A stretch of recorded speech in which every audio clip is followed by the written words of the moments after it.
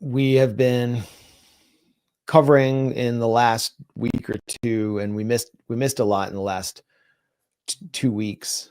Our last live stream was 2 weeks ago, but we've been covering the recolonization of Syria and what it means for Syria to be quote unquote liberated from the government of Bashar al-Assad, who had ruled for some 24 years after his father Hafez al-Assad ruled for 4 decades. And in just about 3 weeks, Israel has advanced 454 kilometers into Syria, reaching all the way to Deraa.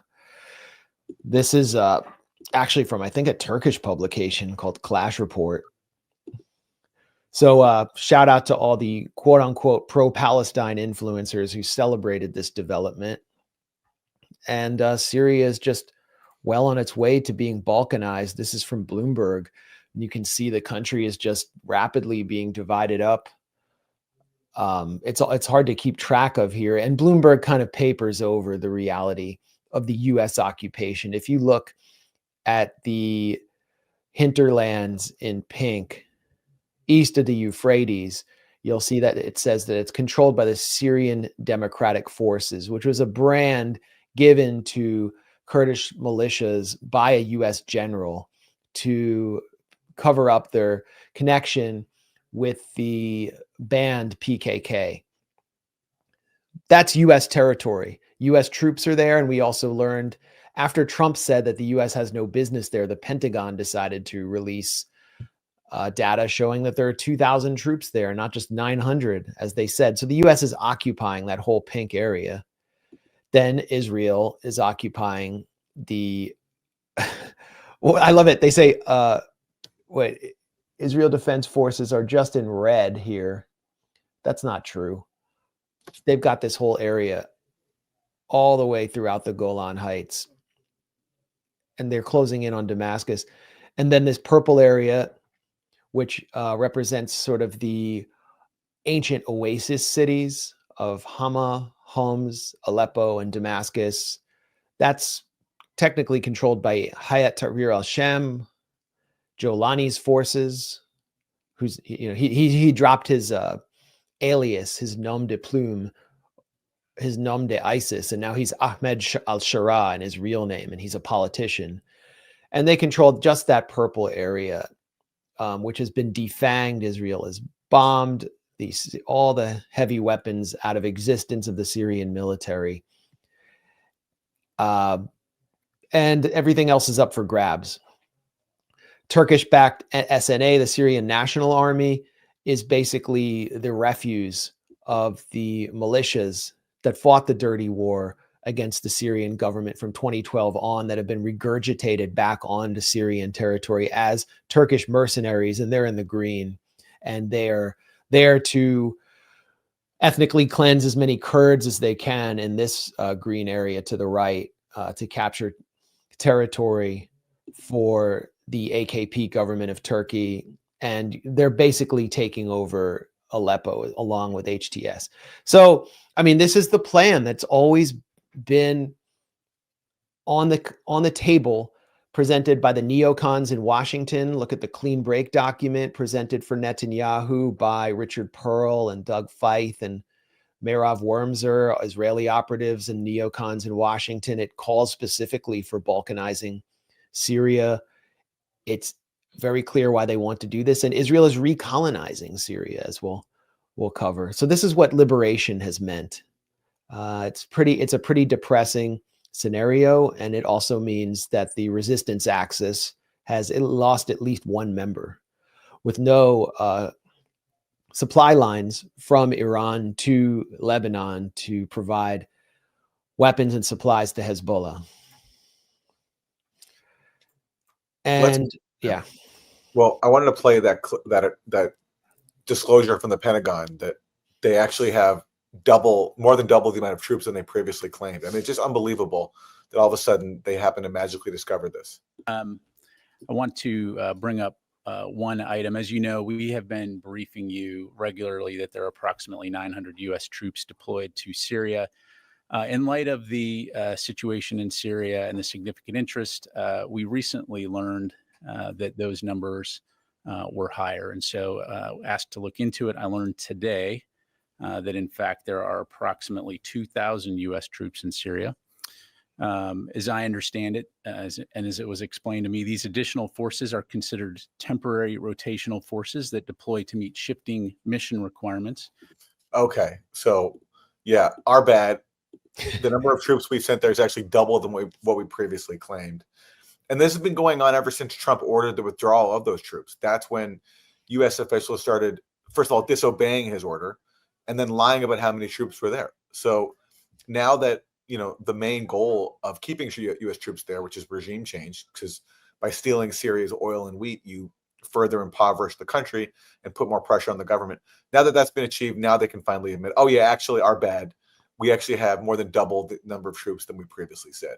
And what has been the consequence, forget to Syrians for a second, of U.S. forces is they've been attacked well over 100 times, including at least one attack, more than one, but at least one that was deadly, where 3 soldiers were killed at the Jordan-Syria border. And what is the purpose of those troops, Aaron? I mean, they say they're there for to prevent ISIS from reconstituting. When the former deputy head of ISIS just took over in Damascus, but they say they're there. They're a larger deployment than we even knew. Why are they really there? Yeah, if you read the Pentagon's own reports about the mission in Syria, which is called Inherent Resolve, they have charts about how often they're engaging with ISIS in combat, like either on the ground or through the air. And there are some months where it's like literally zero. There's no fight with ISIS at all because they're not there to fight ISIS. As Trump admitted after he stood down in the face of his subordinates ignoring his order to withdraw, he said, we're there to take the oil. And that's what Dana Stroul, a former senior official under Biden, said as well, that controlling Syria's hydrocarbons and its agricultural powerhouse gives U.S. leverage to shape Syria's political outcome, which means regime change. And now that that's mission accomplished, they can come out with the truth about how many troops they actually have there. And here's another truth that was left. It was never allowed to be acknowledged in official Washington or by its stenographers at the Washington Post and New York Times. And this is in the New York Times. This is your tweet. According to the New York Times, there's widespread agreement that the single most important step in rebuilding Syria's economy can be taken only by the United States. Lift the punishing layers of sanctions that have effectively cut off Syria from international commerce and investment. Why is that? Why is it that the single most important step in rebuilding Syria's economy can only be taken by the United States? Aaron Mate asks. Because the U.S. grants itself the right to cripple foreign countries' economies through punishing sanctions. So they have acknowledged finally that sanctions deliver the death blow to Assad's government and made it possible for HTS to just simply march into Aleppo, triggering the domino-like collapse of the Syrian Arab army, which necessitated Assad and his family's airlifting out of the Russian Hmeimim air base to Moscow. So what was really going on here? I mean, it goes back to the map that I showed earlier. Do I still have the map? I don't know if I have the map up, but basically Syria is 4 regions. And if you start sanctioning the Syrian economy, you make it impossible and you occupy. Okay. I mean, you look at the pink region, you occupy that pink region with your troops. Syria is not a major oil exporter, gas exporter, but it has the Conoco oil fields there. The U.S. prevents Syria from extracting its own oil revenue by occupying those oil fields along the SDF. That's also the breadbasket of Syria, which is where all the wheat fields are along the Euphrates. And then you sanction the economy, making it very difficult to import irrigation equipment, weakening the farmers, preventing them from importing grain into Damascus. And then you completely cut off the cash flow in the core population areas, traditionally like the oasis cities, the most heavily populated cities, where you have a majority Sunni population. And then the contradictions start to come out where they start to rebel against the government, which is at least headed by members of the Alawite minority, whose own population is based towards the coast. And the further south you get, the poorer the Sunni majority population is, and the more influenced they are by Islamist currents being pushed in, not just by Turkey, but also through Gulf satellite channels.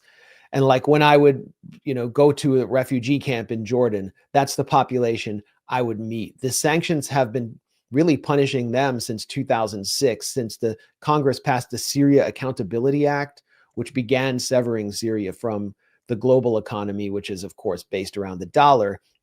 And so when a drought hit in 2010, 2011, it was that rural, poor Sunni population that first rose up and then left, and was pushed either into Jordan or into Turkey, because the Syrian state simply couldn't support them. So, the Caesar sanctions, which we'll talk about later, which is based on a gigantic kind of intelligence fraud, was the final, I think it was the final straw that broke Syria's back. It was like pulling out one piece from a Jenga puzzle and the whole thing collapses.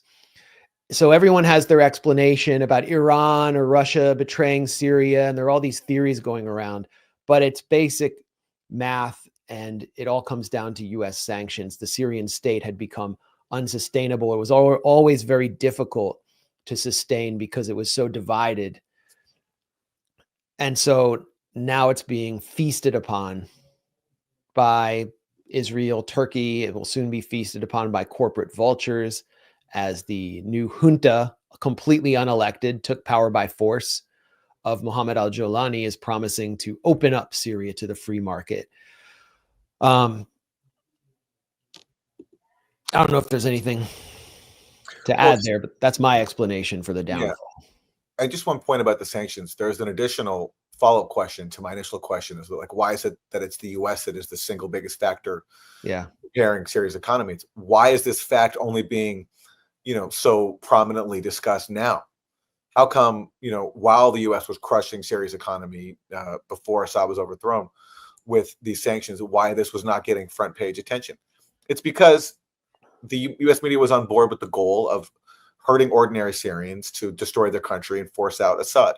And now that it's mission accomplished, now you can say, these sanctions caused a lot of damage, and there's a push now to lift them, even though Assad has been replaced by the former head of al-Qaeda in Syria. I do hope that these sanctions are lifted, but the point to be made is that they never should have been imposed in the first place. It's not legitimate to punish ordinary civilians because you don't like the government that rules over them. And that was, personally, as you can see, Assad in his personal life was not impacted by the sanctions. His rule ultimately was. I mean, they did make the country so miserable that, as you talked about, that did help contribute to his government's collapse. But what right do we have to impoverish ordinary people to begin with? And why is the U.S. media only really noting this now?